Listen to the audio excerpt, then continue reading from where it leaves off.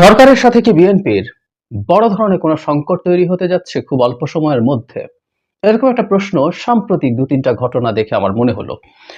কেন সেটা মনে হলো এবং সেই সম্ভাবনা কতটুকু আছে এবং কি করা উচিত?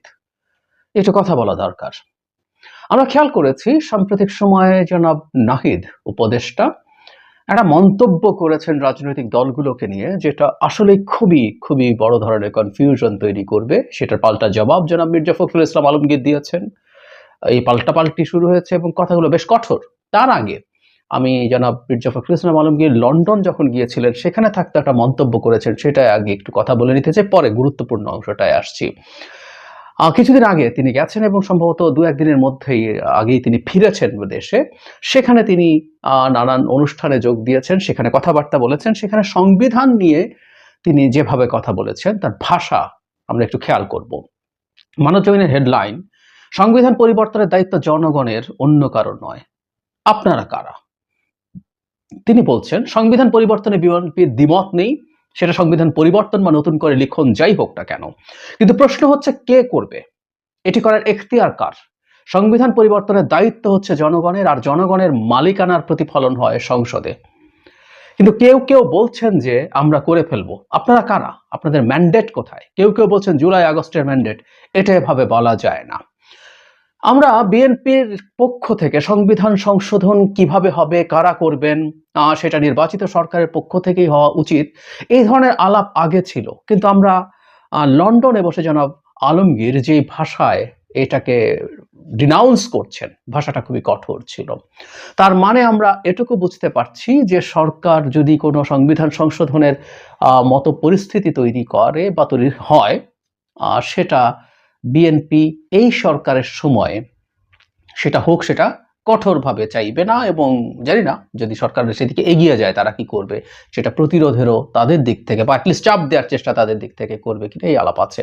যদি আমরা এর মধ্যেই জানি সংবিধান সংস্কার কমিশন একটা তৈরি হয়েছে, তারা ফুল সুইং কাজ করছে, নিজেরা তারা কাজ করছেন, তারা সমাজের বিভিন্ন স্টেক হোল্ডারদের সাথে বসেছেন, কথা বলছেন, অপিনিয়ন নিয়েছেন, তারা তাদের রিপোর্টেরও চূড়ান্ত পর্যায়ের খুব কাছাকাছি পৌঁছে গেছেন।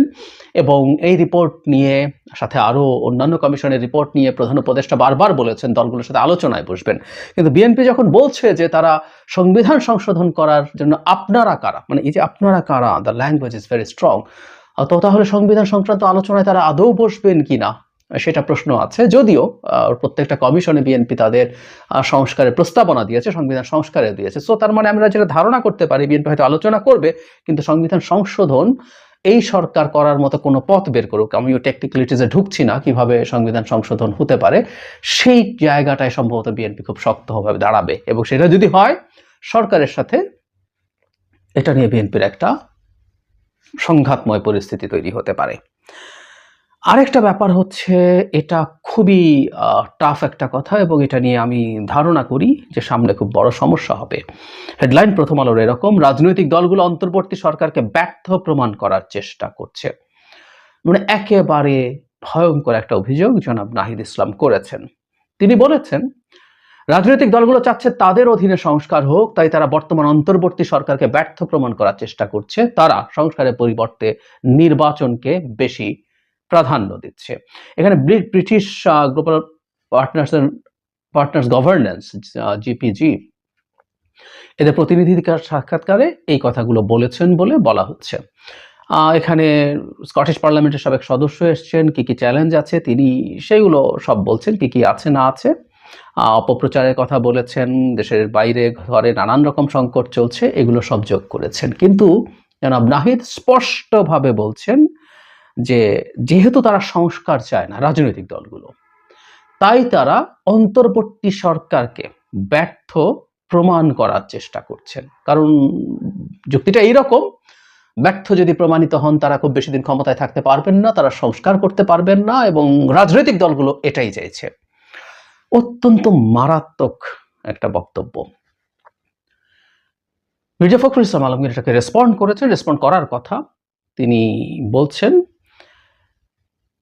রাজনৈতিক দলগুলো অন্তর্বর্তী সরকারকে ব্যর্থ প্রমাণ করার চেষ্টা করছে বলে তথ্য ও সম্প্রচার উপদেষ্টা মোহাম্মদ নাহিদ ইসলাম যে বক্তব্য দিয়েছেন তা রাজনীতি বিরোধী বলে মন্তব্য করেছেন বিএনপি মহাসচিব মির্জা ফখরুল ইসলাম আলমগীর। তিনি বলেন, আমি জানি না আসলে তিনি কি উদ্দেশ্যে কেন এটা বলেছেন, কিন্তু তার এই বক্তব্য রাজনীতি বিরোধী। তারা এই ধরনের বক্তব্য রাখবেন এটা আশা করি না, কারণ রাজনৈতিক দলগুলো সবসময় অন্তর্বর্তীকালীন সরকারকে সমর্থন দিয়েছে। এই সমর্থনের একটা উদ্দেশ্য হচ্ছে গণপ্রজাতন্ত্রকে পুনঃপ্রতিষ্ঠা করা। সেটার জন্য আমরা কাজ করছি গত 15 বছর ধরে। আমরা সংগ্রাম লড়াই করেছি। উনি কি উদ্দেশ্যে কেন বলেছেন আমি জানি না। উনি ঢাকায় ফেরা মাত্রই ওনাকে এই প্রশ্নটা সাংবাদিকরা করেছেন, কারণ এটা খুবই গুরুত্বপূর্ণ একটা প্রশ্ন। সেটার জবাব তিনি এভাবে দিয়েছেন।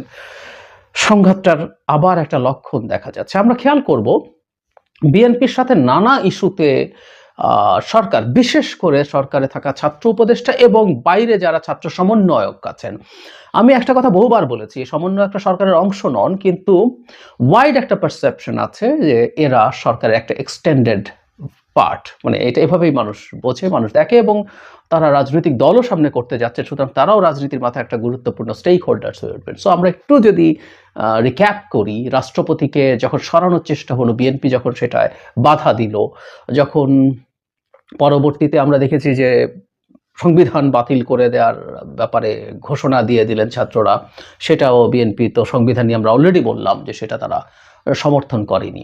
আওয়ামী লীগকে নিষিদ্ধ করা নিয়ে যখন আলাপ মাঠে আসলো, তখন যখন বিএনপি প্রথম বলেছিলেন, আমার মনে পড়ে যে তারা চান না আওয়ামী লীগ নিষিদ্ধ হোক, পরে আবার এটাকে জনগণের হাতে তুলে দেওয়ার কথা বলেছেন, কিন্তু অন্যান্যদের মতো এত সরাসরি একে নিষিদ্ধ করে দিতে হবে এসব বলেননি।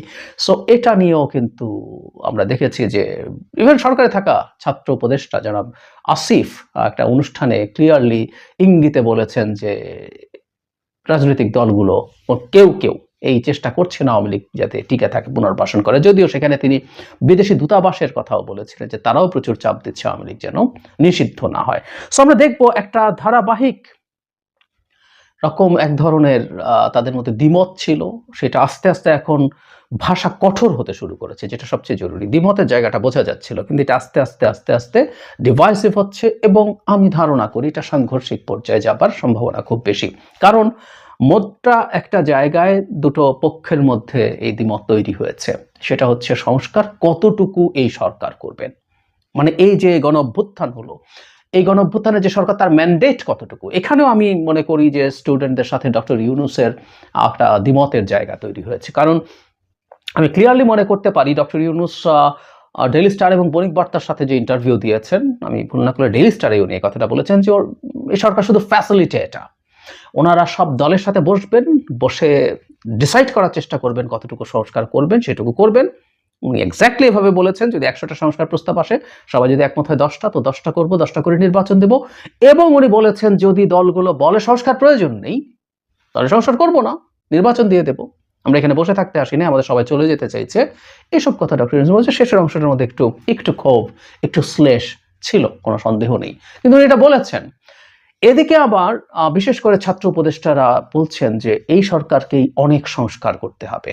মানে এই সরকারের নিজের সংস্কারের ম্যান্ডেট আছে, এবং এই সরকার নিজে একটা গুরুত্বপূর্ণ স্টেক হোল্ডার, যেটা আমরা সম্প্রতি ডক্টর ইউনূসের আলোচনায় দেখিনি। সুতরাং সরকারের মধ্যেও মতদ্বৈততার জায়গা আছে, এবং বিএনপির সাথে আমি দেখছি যে এই সংকট অনিবার্যভাবেই সামনের দিনগুলোতে দেখা দেবে।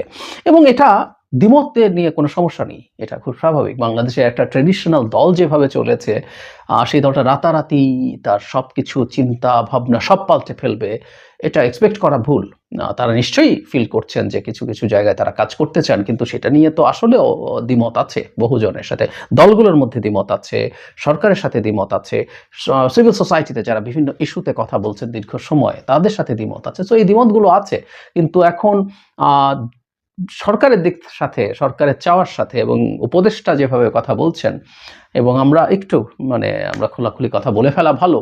সামনে ছাত্রদের যে দল তৈরি হতে যাচ্ছে, তার সাথে আন্দোলনের একেবারে পুরো ভাগে থাকা এই ছাত্র উপদেষ্টারা, তারা ইনফর্মালিও যদি থাকেন, তাহলে কিন্তু এই সংঘাতটা আরো বড় হয়ে দাঁড়াবে। বা সরকার নিজেও, কারণ এই দল যখন তৈরি হবে, তখন 3জন ছাত্র উপদেষ্টা যখন দায়িত্বে আছেন, তখন মানুষ বা বিরোধী দল বা বিএনপিও তারা তাকে সরকারের দল, এটাকে কিংস পার্টি হিসাবে ব্র্যান্ডিং এর যে চেষ্টা আছে তার সেটা মনে হবে, এবং তখনই সেই মুহূর্ত থেকেই ওই রাজনৈতিক দল যখন তৈরি হবে, বিএনপি নিজেকে এক ধরনের বিরোধী দল হিসাবে মনে করা শুরু করার সম্ভাবনা আছে, এবং তখনই সরকারের প্রতিটা আচরণ, প্রতিটা পদক্ষেপকে সে সন্দেহের দৃষ্টিতে দেখবে, এই সম্ভাবনাও তৈরি হয়েছে। সো সামনে আমাদের একটা পরিস্থিতি তৈরি হতে পারে যেটা আসলে সংঘাতময় হয়ে ওঠার সম্ভাবনা আছে। কি করা যায়? কি করা যায়? আমার কাছে মনে হয় সেই পুরনো কথা, আমরা বহুদিন তো আলাপ আলোচনার মধ্যে থাকি নাই। আমরা শেখ হাসিনার জমানায় ছিলাম। আমরা ওইসব জমানায় স্বৈরাচারের সময় আমরা কথ্য কথা গ্রামে বলে না এরকম অনেকে, যে হাত থাকতে মুখে কি, আলোচনা না, হাত দিয়েই তোমরা সুরাহা করো।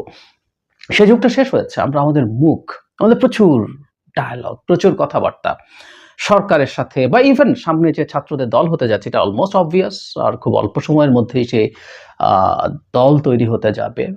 সেই দল যখন তৈরি হবে তাদের প্রচুর ডায়ালগ করা, প্রচুর কথা বলা।